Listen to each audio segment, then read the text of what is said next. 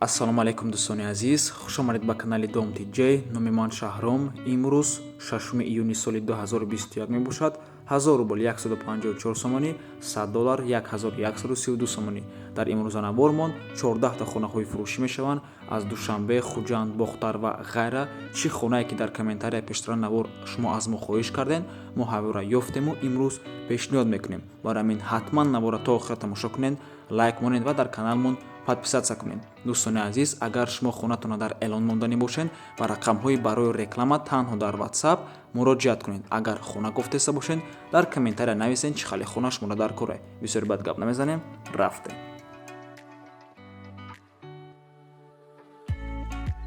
Якум сар мекунем аз участка дар шаҳри Кӯлоб. Болои автодром 1,5 километр дур аз вокзал. 5 сотиқ замин, об, свет постоянӣ дора. Нархаш 55 000 сомонӣ мебошад. Харидори конкретнӣ боша, бо маслиҳатам дора.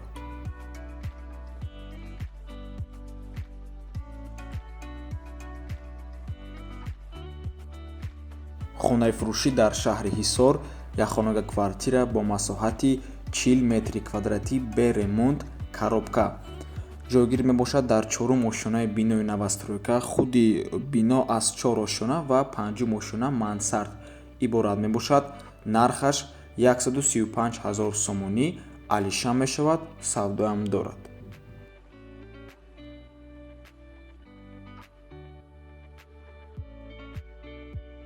хонаи фурӯшӣ дар шаҳри Душанбе. Як хонага квартира бо масоҳати 34 метри квадратӣ бе ремонт, коробка. дар чорум ошонаи бинои новостройка. худи бино аз 4 ошона иборат мебошад ва айни ҳол сохтмонаш рафтааст дар чорум ошонаҳай. хона қарор аст дар 9 километр пеши масҷиди Ҳазрати Мавлоно. ин як бигем кунҷи шаҳрай ва нархаш 111 200 сомонӣ.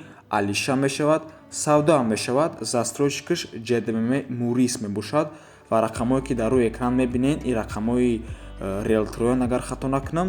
чанд варианти дига ҳам доранд, метавонем ба ҳазур муроҷиат кунем.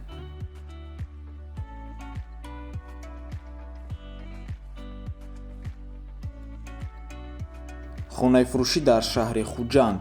як хонага квартира бо масоҳати 42 метри квадратӣ бе ремонт, коробка. дар шашум ошонаи бинои новостройка. худи бино аз 6 ошона иборат аст ва қарор аст дар 13 микрорайони шаҳри Хуҷанд. нархаш 125 000 сомонӣ мебошад, бо савдоам дорад.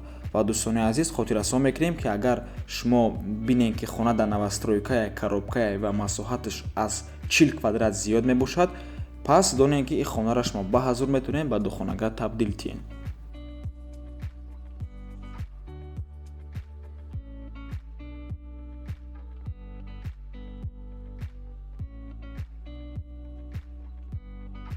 як хонага квартира бо масоҳати 35 метри квадратӣ дар якум ошонаи бинои советӣ ҷойгир мебошад. бо ремонти нав ва бо чизу чорааш фурӯхта мешавад. қарор аст дар 34 микрорайони шаҳри Хуҷанд. нархаш 200 000 сомонӣ, бо савдоам мешавад.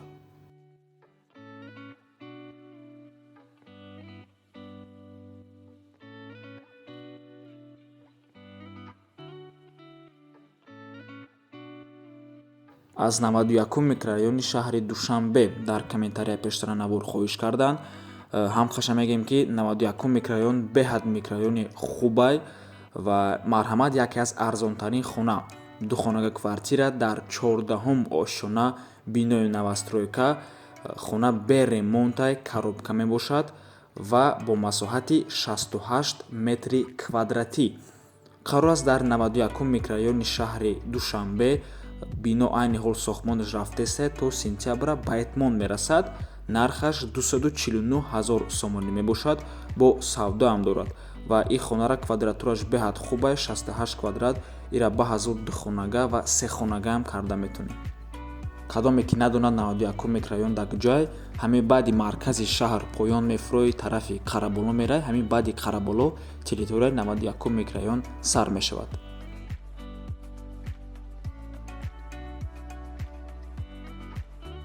хонаи фурӯшӣ дар шаҳри Бохтар.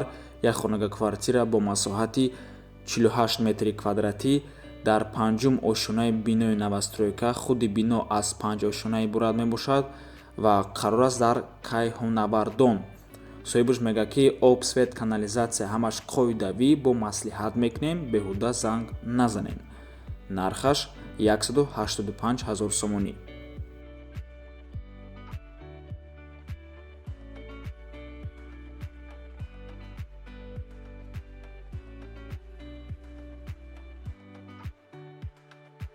як хонага квартира бо масоҳати 32 метри квадратӣ бо ремонт дар сеюм ошунаи бинои советӣ ҷойгир мебошад.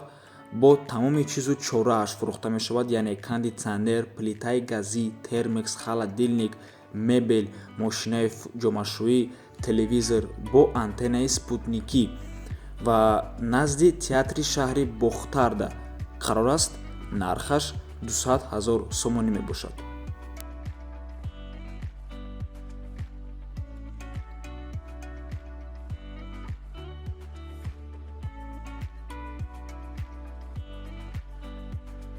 аз автовокзал хоҳиш кардан марҳамат.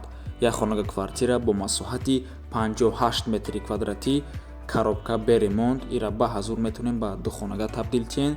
дар шашум ошунаи бинои новостройка ҷойгир аст. айни ҳол сохтмони новостройка рафтестай ва худи бино аз 16 ошуна иборат мебошад.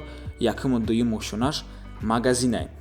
қарор аст дар автовокзал ва нархаш 260 000 сомонӣ мебошад. застройщикаш ҷдмм восе 2005 мебошад ва рақамое ки дар рӯи экран дидестен, и соҳибаш дар ҳамун шашум ошуна 6та хона дорад. барои ҳамин метавонед ба ҳазур занг занед. ва барои бародарое ки шаҳру қасоз намефаҳманд, автовокзал байни қарабуло ва цирк, правсоюзам бигем хубтарай, ҷойгир мебошад.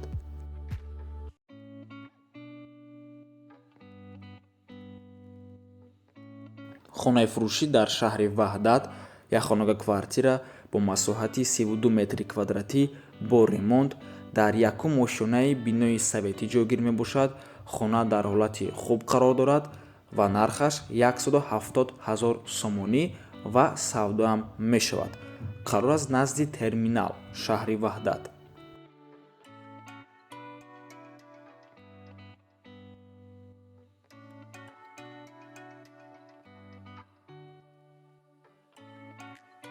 хонаи фурӯшӣ дар шаҳри турсунзода, пештара Регар. ду хонага квартира бо масоҳати 56 метри квадратӣ бе ремонт, коробка дар нуҳум ошунаи бинои новостройка ҷойгир мебошад. худи бино аз 9 ошуна иборат мебошад ва нархаш 155 000 сомонӣ бо савдоам мешавад. дар нуҳум микрорайони шаҳри турсунзода, лаби роҳ пеши Газпром, ҷои хуб мебошад.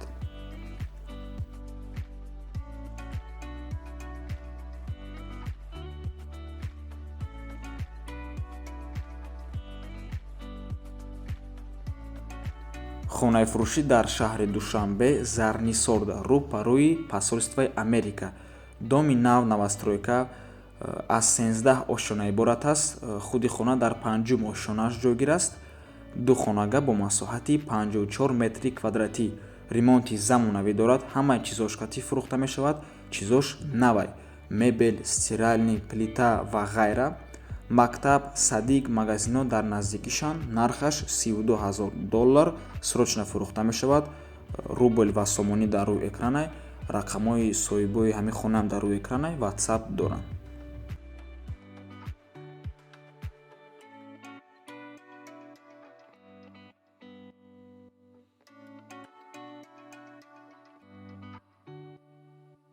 хонаи фурӯшӣ дар шаҳри Душанбе, дар моҳи нав.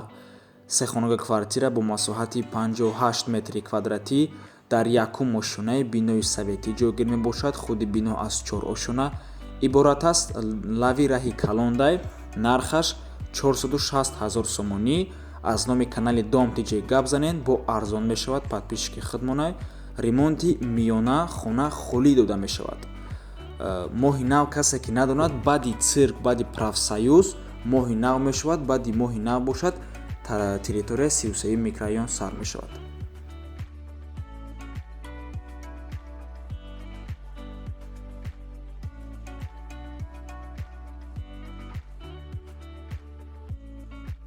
Хунаи фурӯшӣ дар ноҳияи Рудакӣ. 4 дар хона, 2 калидор, баня, подвал, тёплый пол, дарун нужда об свет доимӣ ҳаст. Ҳавлӣ аз 4 сотик иборат мебошад.